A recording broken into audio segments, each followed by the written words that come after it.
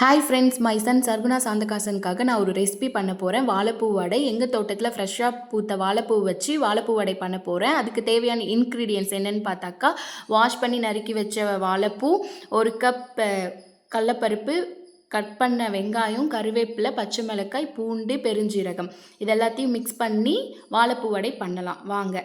கடலப்பருப்பு நல்லா கிரைண்ட் பண்ணி மிக்சியில் மாவாக்கி வச்சுருக்கேன். அதில் வாழைப்பூ, கட் பண்ண வாழைப்பூவை சேர்த்துக்கணும். வெங்காயம், நறுக்கின வெங்காயத்தையும் ஆட் பண்ணிக்கலாம். நெக்ஸ்ட்டு பச்சை மிளகாய், கருவேப்பிலை, தட்டி வச்ச பூண்டு, பெருஞ்சீரகம் இது எல்லாத்தையும் நல்லா மிக்ஸ் பண்ணி, நெக்ஸ்ட்டு முக்கியமான இன்க்ரீடியன்ட் பார்த்தாக்கா, நம்ம ஒரு பிடி அளவு வாழைப்பூவையும் வெங்காயத்தையும் நறுக்கி அரைச்சி வச்சுருக்க அந்த பேஸ்ட்டை சேர்த்து மிக்ஸ் பண்ணணும்.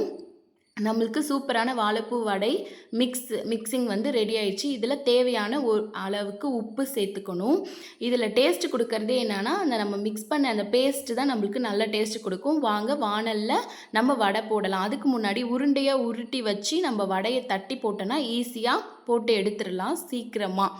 வடையை தட்டி எண்ணெயில் போட்டாச்சு. வடை சூப்பராக கிறிஸ்பியாக நம்மளுக்கு ரெடி ஆகிடுச்சு. பாருங்கள் ஃப்ரெண்ட்ஸ், வாழைப்பூ வடை ரெடி ஆகிடுச்சு. என் பசங்க சாப்பிட்டு எனக்கு எப்படி இருக்குன்னு சொல்லுவாங்க. Bye friends. பாருங்கள், சூப்பரான வாழைப்பூ வடை ரெடி ஆகிடுச்சு.